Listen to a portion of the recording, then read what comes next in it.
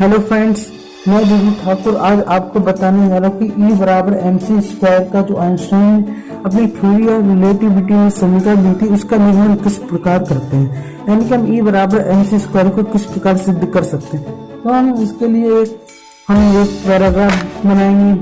कहने का मतलब है कि हम स्टैटिक्स बनाएंगे, उस आधार पर हम E बराबर MC स्क्वायर समीकरण को हल करेंगे।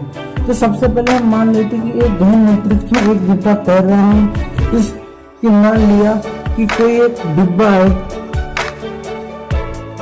जो स्पेस में तैर रहा है। तो उसके लिए हम माने कि उसकी लंबाई तो हमने मान लिया डिब्बे की लंबाई, हमारे डिब्बे की लंबाई है, डिब्बे की लंबाई हमने मान ली L। डिब्बे का द्रव्यमान हमने मान लिया m। अब जानते हैं डिब्बे की ऊर्जा, तो ऊर्जा हमने मान ली है इसकी ऊर्जा हो गई। अब ये डिब्बा मान लिया लेफ्ट से राइट यानी कि बाएं से दाएं की ओर जा रहा है। इसकी जो यानी कि स्पीड है, जो इसकी स्पीड है वो प्रकाश की स्पीड है, यानी कि हम इसकी स्पीड मान लेते सी कि वह प्रकाश के वेग से बाएं से दाएं दिशा की ओर जा रहा है। तो इस प्रयोग में संपूर्ण प्रणाली के लिए संवेग की अविनाशिता के नियम के पालन हेतु डिब्बे को फोटॉन के विपरीत दिशा में यानी कि दाएं से बाएं की ओर जाना होगा। मान लीजिए कि डिब्बे द्वारा तय की गई जो दूरी है, डिब्बे द्वारा तय की गई दूरी इज इक्वल टू x, बस गति जो है वो v है। तो क्या हुआ, तो इसे हम देखते हैं।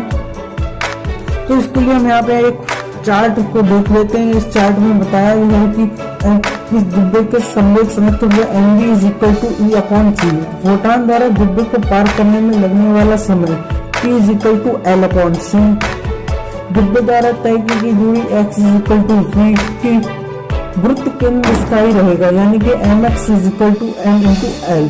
समीकरणों को हल करने पे हमें प्राप्त होता है E बराबर MC स्क्वायर। ये चार्ट, अब हम इसको ही हल करते सॉल्व करते हैं। तो सबसे पहले हम यहाँ पे देखेंगे फोटॉन का संवेग। फोटॉन जो उससे उत्सर्जित हो रहा है उसका संवेग क्या है, तो फोटॉन का संवेग is equal to E upon c। ये फोटॉन का संवेग होगी। और डिब्बे का संवेग, तो डिब्बे का संवेग E equal to m into V. m द्रव्यमान v इसका वेग है। तो संवेग की अविनाशिता के नियमानुसार फोटॉन का संवेग तथा डिब्बे का संवेग समान होगा। यह संवेग अविनाशिता के नियम है, यानी कि E upon c is equal to m into v। अब हम देखते हैं फोटॉन को डिब्बे द्वारा पार करने में लगा समय, यानी कि समय क्या है, तो t is equal to L upon c। डिब्बे द्वारा तय की गई दूरी, तो डिब्बे द्वारा तय की गई दूरी है x is equal to v into T. x is equal to v into T, वेग इंटू समय।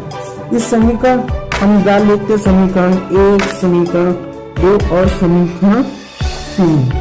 ये समीकरण, अब समीकरण 3 में 1 और 2 का मूल्य रख देंगे, यानी कि समीकरण 1 और 2 को दोनों का मूल रख देंगे यहाँ पे, और हमें समीकरण प्राप्त हो जाएगी, यानी कि x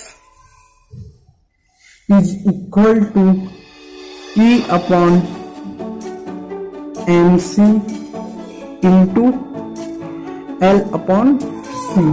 ये हमें प्राप्त हो गया। अब हम आगे देखते हैं कि कुछ समय पश्चात उसी डिब्बे के दूसरे हिस्से से टकराता क्या फोटॉन। कुछ समय पश्चात फोटॉन उसी डिब्बे के दूसरे हिस्से से टकराता है, जिससे उसके संवेग डिब्बे में स्थानांतरित हो जाता है। इस प्रयोग में पूरे तंत्र का संवेग सुरक्षित रहता है, जिससे अब डिब्बे की गति बंद हो जाती है। अब एक समस्या है कि इस प्रणाली में कोई बाह्य बल कार्य नहीं कर रहा है, जिससे द्रव्यमान केंद्र को स्थिर रखना होगा, लेकिन डिब्बे में गति हुई है।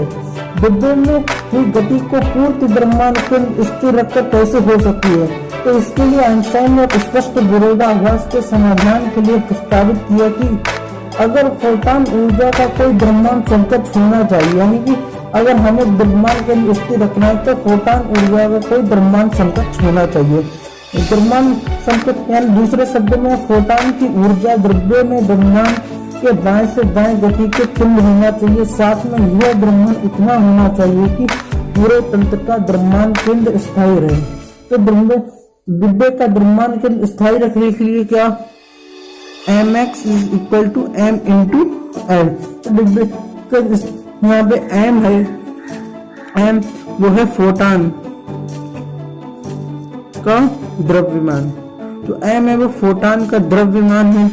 और इस समीकरण जो बनी है, इस समीकरण को हम समीकरण 4, तो समीकरण 4 से 3 का x का जो मान है यहाँ से वो x का मान हम नीचे रख देते हैं।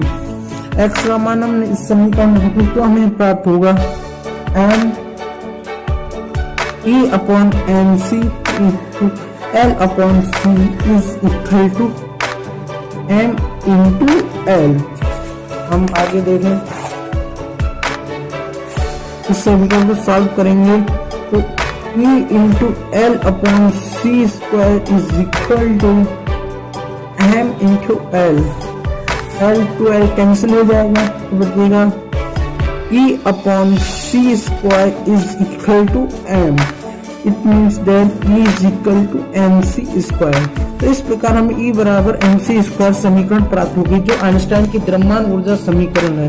यानी कि यहाँ सिद्ध होता है कि E द्रव्यमान को ऊर्जा में, ऊर्जा को द्रव्यमान में परिवर्तित किया जा सकता है। इसके लिए हमें प्रकाश के वेग के वर्ग से, यानी कि किसी वस्तु की ऊर्जा उसके द्रव्यमान तथा प्रकाश के वेग के वर्ग के गुणनफल के बराबर होती है। यहाँ E बराबर mc स्क्वायर का निगमन हो गया, सत्यापित हो गई। अगर आप इस प्रकार के और साइंस की वीडियो चाहते हैं तो आप हमारे YouTube चैनल को सब्सक्राइब कर दें।